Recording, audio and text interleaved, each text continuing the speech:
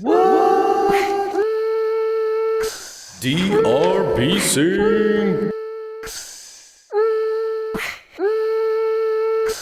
Expected values are a thing that we study, but that doesn't make them fuddy-duddy. Near, far, anywhere you are, come join me in my learning car. We'll take a trip, I'll drop some knowledge, and if we're lucky, you'll finish college. Design an experiment, take your pick. Define a random variable, make it slick. Outcomes are needed, their likelihoods too.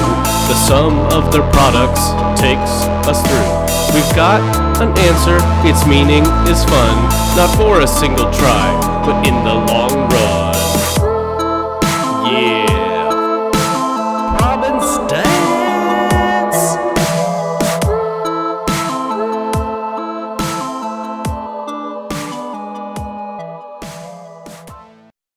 So previously, we've been talking about random variables, and we considered the experiment where we're going to flip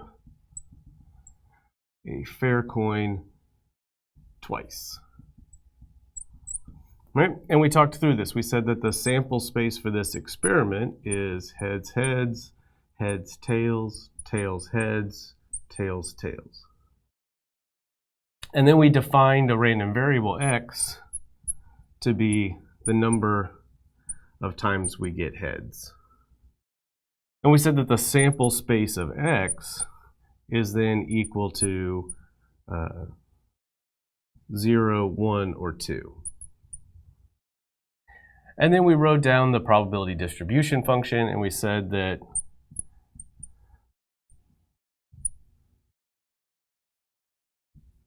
for each of these outcomes, we can assign a probability. So we have 0, 1, or 2.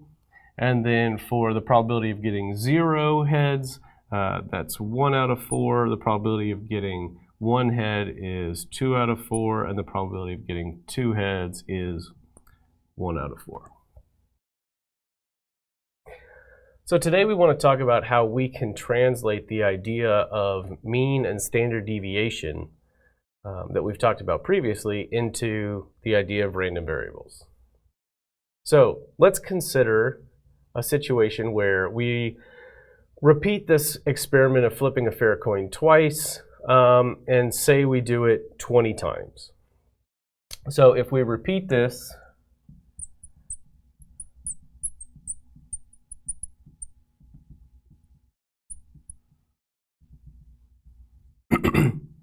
if we repeat this 20 times and we get the ideal result, in the sense of we get 0 heads a quarter of the time, we get 1 heads half the time, and then we get 2 heads a quarter of the time, then what we would expect to see is we would get x.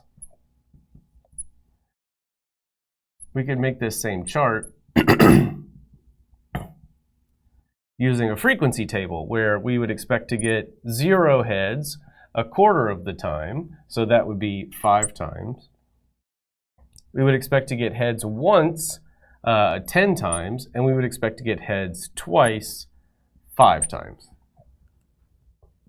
Now, if we had data that looked like this, 5 zeros, 10 ones, and 5 twos, we could calculate that mean, right? We would just say then the mean of this is going to be 0 plus 0 plus 0 plus 0 plus 0 plus 1 plus 1 plus 1 plus 1 plus 1 plus 1 plus 1 plus 1, and I've lost track. 1, 2, 3, 4, 5, 6, 7, 8, 9, 10, plus 2, plus 2, plus 2, plus 2, plus 2.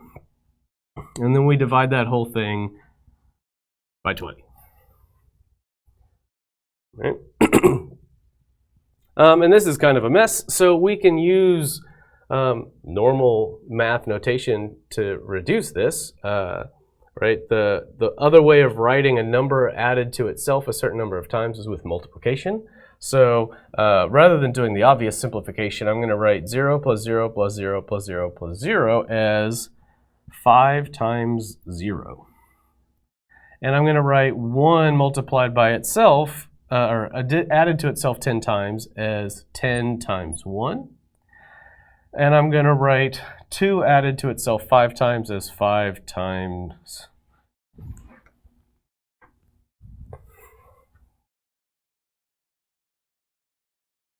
as 5 times 2. And that whole thing is still divided by 20. And so we can then do some more algebra and say, well, rather than dividing the whole thing by 20, we can divide each term by 20. So this becomes 5 over 20 times 0 plus 10 over 20 times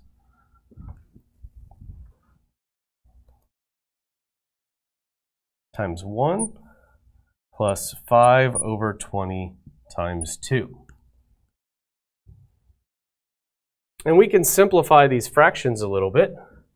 This is going to be 1/4 times 0 plus, and I'm going to obviously reduce this not all the way down. I'm going to write this down as 2/4 times 1 plus 1/4 times 2. And 1/4 times 0 is just 0. 2/4 times 1 is 2/4. 1/4 times 2 is 2/4. So this is 0 plus 2/4 plus 2/4, or 1. So on average, we would expect to get 1 heads. But I want to go back to this part right here. Right, we started with the normal definition of a mean, of just adding up all of these outcomes and dividing by however many they are. But when we get to here, we can see a similarity between this way of writing it and this table that we have over here. We see that we have all of the outcomes of x, 0, 1, or 2, and they're multiplied by the probability that each of those outcomes are going to occur. This formula right here is going to give us the basis for our formula for the expected value of a random variable. We have that the expected value of a random variable x, or the mean of the random variable x, is equal to the sum of xi pi, where xi is each of the outcomes in the random variable, and pi is the associated probability of that outcome occurring. So we take each of the outcomes, multiply it by its probability, and add it up, and that gives us our expected value. All right, so that gives us a formula for calculating the expected value of a random variable. Now, we just said that whenever we do that for this experiment, right, we get 0 times 1/4 plus 1 times 2/4 plus 2 times 1/4, and we said that that equals 1. And that's going to be our expected value for a random variable, which we're going to refer to as mu. And so we now want to ask, how do we calculate the standard deviation for a random variable? And the answer to that is that we take the expected value of xi minus mu squared. And this is going to be our variance. So remember, from before, the variance is just the standard deviation squared. So when we get done with this, we'll just have to take the square root. But how do we calculate this expected value of xi minus mu squared? Well, the way that we do that is we start as before. And we're going to use this table. So our xi's are 0, 1, or 2. And our pi's are 1/4, 2/4, and 1/4. And we know that mu is equal to 1. So then we can do, what are our xi's minus mu? So we take each of our outcomes and we subtract away the expected value of x. And so 0 minus 1 is -1. 1 minus 0 is 0, and 2 minus 1 is 1. And then we want xi minus mu squared.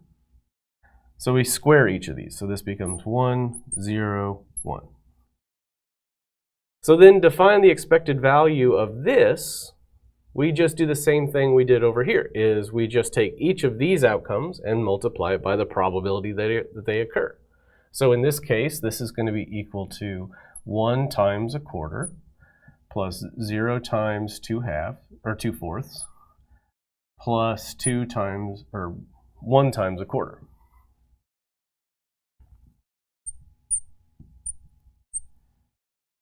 And that works out to be a quarter plus a quarter, which is equal to 1/2.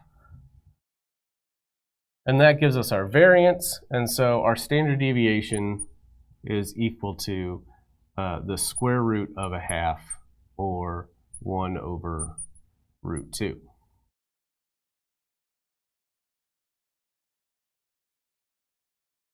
And so in class, we're going to talk about an alternative formula for this variance, and we're going to practice some examples of this. But this is enough that we can get started in class.